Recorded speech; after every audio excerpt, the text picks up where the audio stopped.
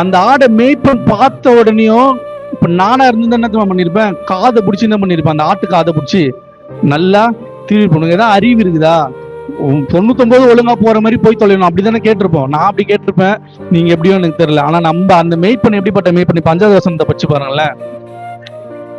கண்டுபிடித்த பின்பு அவன் சந்தோஷத்தோடு அதை தன் தோள்களின் மேல் போட்டுக்கொண்டு வீட்டுக்கு வந்தான்.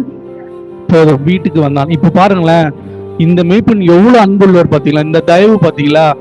ஆக்சுவலா கீழ்ப்படியாத ஆடு, சொல்லு பேச்சு கேட்காத ஆடு. ஆனா அவர் என்ன பண்ணாராம், தோல் மேல போட்டுக்கொண்டார். பார்த்த உடனேயும் அதுதான் உண்மையான அன்பு. அதுதான் இயேசுவோட அன்புக்கும் மனுஷனுடைய அன்புக்கும் இருக்கிற வித்தியாசம்.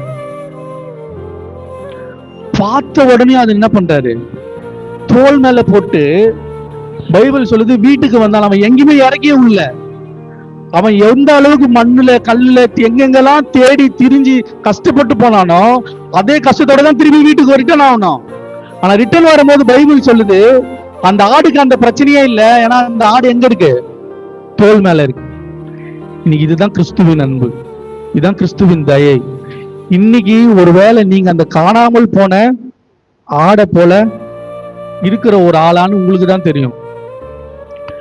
ஆதாம் அதே ஏதேன் தோட்டத்துலதான் இருந்தான். ஆனா ஆண்டவர் என்ன கேட்டாரு, ஆதாமே ஆதாமே நீ எங்க இருக்கிற, காணாம போயிட்டான். சர்ச்சு உள்ள இருக்கலாம், ஆனா நீங்க ஆண்டவருக்குள்ள இருக்கீங்களா இல்லையான்னு யாருக்கு தான் தெரியும், உங்களுக்கு தான் தெரியும்.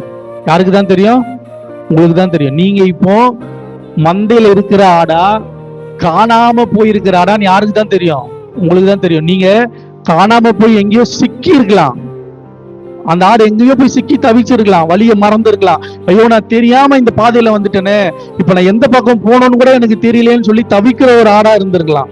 அந்த மாதிரி ஒருவேளை நீங்க உங்க வாழ்க்கையில ஏதோ ஒரு இடத்துல பிசாசுக்கு இடம் கொடுத்து நீங்க ஒருவேளை வஞ்சிக்கப்பட்டு போய் கூட இருக்கலாம்.